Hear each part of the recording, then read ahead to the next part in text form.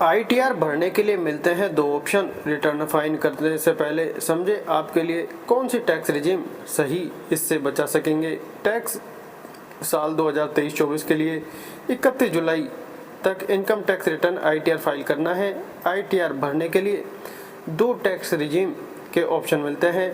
पहली या पुरानी टैक्स रिजीम चुनने पर आपकी 2.5 लाख रुपए तक की इनकम टैक्स फ्री रहेगी। हालांकि इनकम टैक्स एक्ट के सेक्शन 87A के तहत आप 5 लाख तक की इनकम पर टैक्स बचा सकते हैं।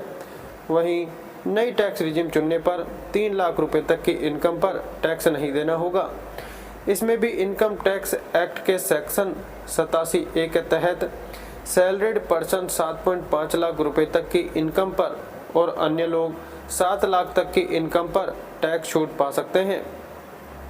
हम आपको आईटीआर भरने के लिए मिलने वाली इन दोनों टैक्स रिजीम के बारे में बता रहे हैं ताकि आप अपने लिए सही टैक्स रिजीम चुनकर टैक्स बचा सकें।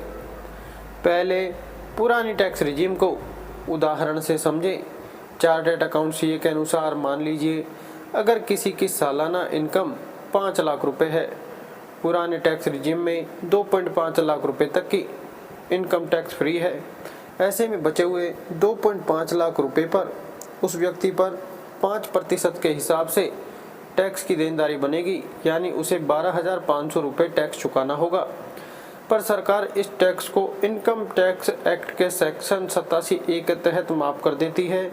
इसमें एक पेच भी है। अगर आपकी कमाई 5 लाख रुपए से 1 रुपये भी ज़्यादा हुई तो आपको 1 रुपये पर नहीं बल्कि 2.5 लाख 1 रुपये पर टैक्स चुकाना होगा। अब 2.5 लाख रुपए पर 5% के हिसाब से 12,500 रुपये की टैक्स देनदारी बनेगी। वहीं बचे हुए 1 रुपये पर 20% के हिसाब से टैक्स चुकाना होगा, यानी 12,501 रुपये टैक्स चुकाना होगा। नई टैक्स रिजीम को उदाहरण से समझे। मान लीजिए किसी की सालाना इनकम 5 लाख रुपए है। नई टैक्स रिजीम में 3 लाख रुपए तक की इनकम टैक्स फ्री है। ऐसे में बचे हुए 2 लाख रुपए पर उस व्यक्ति पर 5% के हिसाब से टैक्स की देनदारी बनेगी, यानी उसे 10,000 रुपये टैक्स चुकाना होगा। पर इस रिजीम में सरकार 7.5 लाख तक की इनकम पर टैक्स को सेक्शन 87A के तहत माफ़ कर देती है। इसमें भी एक पेच है। अगर आप सैलरीड हैं और आपकी कमाई 7.5 लाख रुपए से 1 रुपये भी ज़्यादा हुई तो आपको 1 रुपये पर नहीं बल्कि 4,50,001 रुपये पर टैक्स चुकाना होगा। अब 3 लाख रुपये का टैक्स माफ़ होने के बाद बचे हुए 4,50,001 रुपये में से 3 लाख रुपये पर 5% की दर से 15,000 रुपये और बाकी 1,50,001 रुपये पर 10% की दर से 15,000 रुपये चुकाने होंगे, यानी टैक्स की कुल देनदारी 30,000 रुपये बनेगी। यहाँ हम आपको ये भी बता दें कि जो लोग सैलरीड नहीं हैं उन्हें टैक्स डिडक्शन का फ़ायदा 7 लाख रुपए तक की रकम पर ही मिलता है।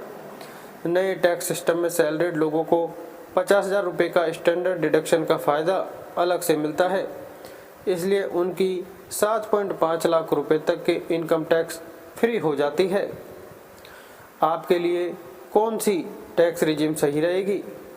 अगर आप सैलरीड हैं और आपकी सालाना इनकम 7.5 लाख रुपए तक है तो आप नई टैक्स रिजीम चुन सकते हैं। इसमें आप पर कोई टैक्स नहीं बनेगा। वहीं अगर आपकी सालाना इनकम 7.5 लाख रुपए से ज़्यादा है और आपने ऐसे कई निवेश कर रखे हैं जिनमें आपको टैक्स छूट का फ़ायदा मिल सकता है तो आप पुरानी टैक्स रिजीम चुन सकते हैं।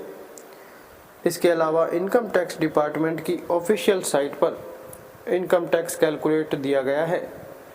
इसकी मदद से आप आसानी से ये कैलकुलेट कर पाएंगे कि आप पर किस टैक्स रिजीम में कितना टैक्स बनेगा। इसके बाद आप अपने हिसाब से अपने लिए सही टैक्स रिजीम चुन सकेंगे।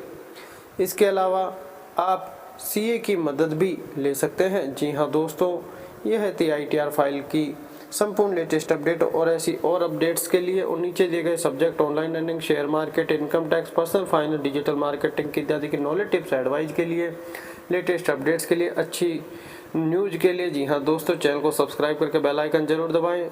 धन्यवाद।